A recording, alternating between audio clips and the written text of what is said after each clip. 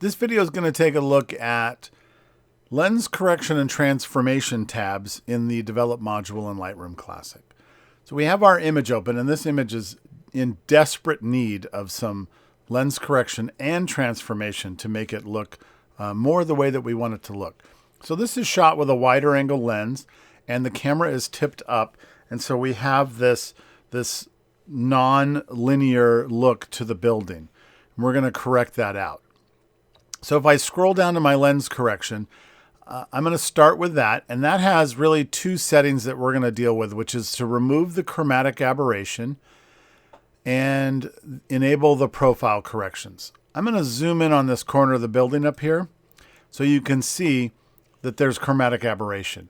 It's the cyan and red chromatic aberration. So you can see there's a little bit of a red tinge and a little cyan and a lot of cyan tinge on the other side. And what chromatic aberration is where the wavelengths of the color light don't all strike the sensor at the same rate or the same place. And so we get this little color glow that's happening. And if we click on Remove Chromatic Aberration, then Lightroom will take that glow out of there and clean up the edges of the image. So we want to definitely do that on this image. Some images it's not quite as pronounced. This image with the wide angle lens, it's really pronounced. The profile correction will be fairly pronounced on this lens too, because it is a wide angle lens. So you may notice with the wide angle lens that the center of the image is slightly brighter than the edges of the image.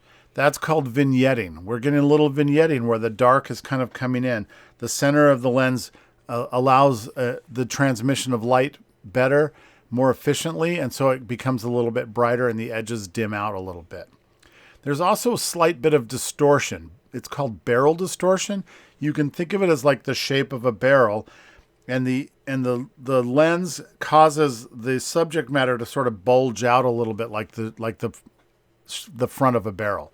So you can see when I click on Enable Profile Correction, it's going to brighten up the corners, and it sort of pulled the center of the building back a little bit. I'll turn this on and off again so you can see. There's without the correction. The center of the building seems to come towards us a little more. And when we turn on the correction, the center of the building seems to fall back just a little bit more. And the edges definitely get brighter. It is now fairly consistent from edge to edge and corner to corner. When I turn it off, you can see that the corners are significantly darker. And so we're going to do that. And you can see that it's telling me which lens and camera and all of that it's using. If you want more or less of that, you can use the sliders down here, and you can see that you can add more distortion. You can take away distortion. We can take it back to the center point just by double clicking on the word distortion. You can add or take away vignetting or add more vignetting. So you can kind of change this up to your liking. The next thing we're going to look at is transform. So with transform, we have these 7 sliders that we can change down here. Vertical is going to change the vertical aspects of our image, and you can see that it's sort of smashing our image as it does it. The horizontal is going to change the horizontal aspects of our image, and again, it's sort of smashing it as it does it. Rotate is going to rotate it if it's not in alignment. Aspect is going to stretch it horizontally or compress it horizontally. Scale is going to make it larger or smaller. X offset is going to move it side to side.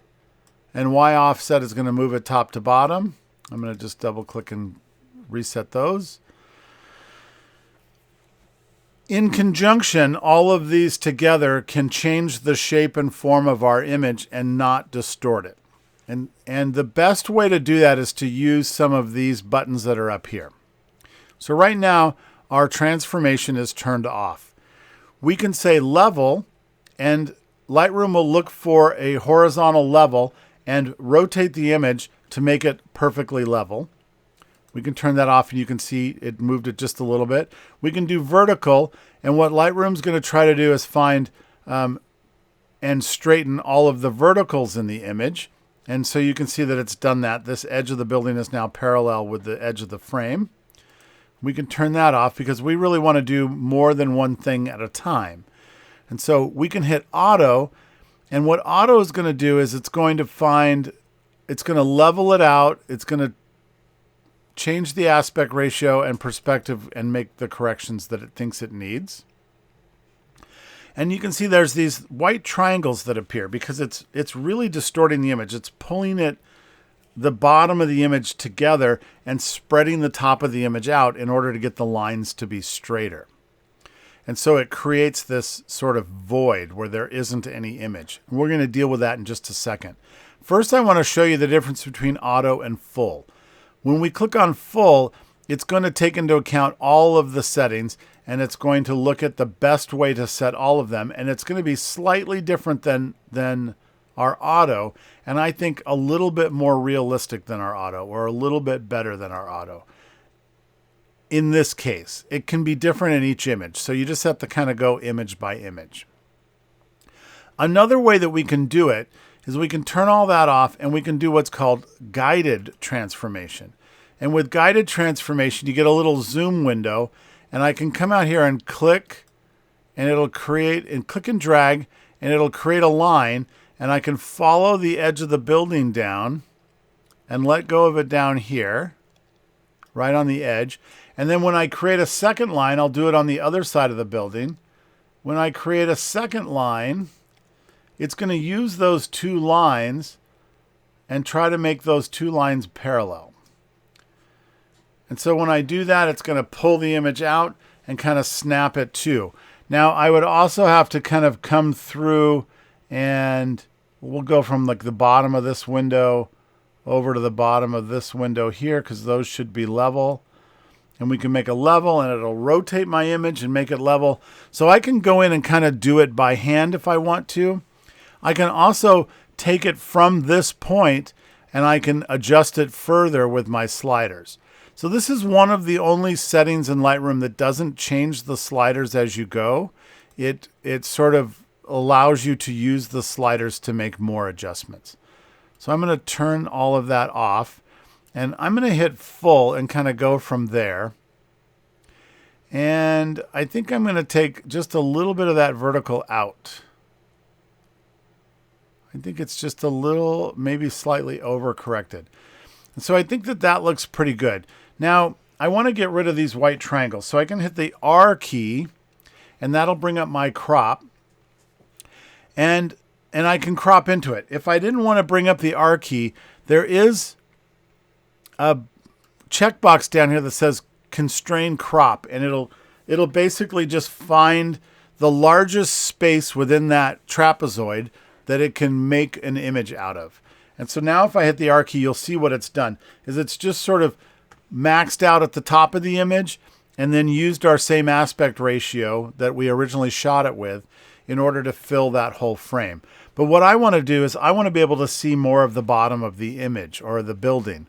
And so I'm going to move this crop down by making it a little bit smaller so that it fits in that bottom part of the image. And then I can drag it down to the bottom, and I'm just going to move it over to where that point meets. This little corner point meets down here. So I'm just moving it to where that corner meets on there. And then I can take this upper right corner and open this up until we're on the other corner at the bottom.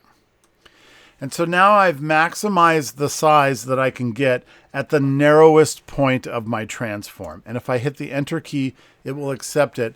And now I have a fairly straightened version of my image on there.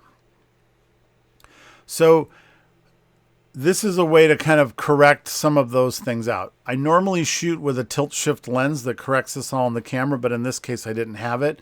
But I knew that I could come into Lightroom and make those adjustments.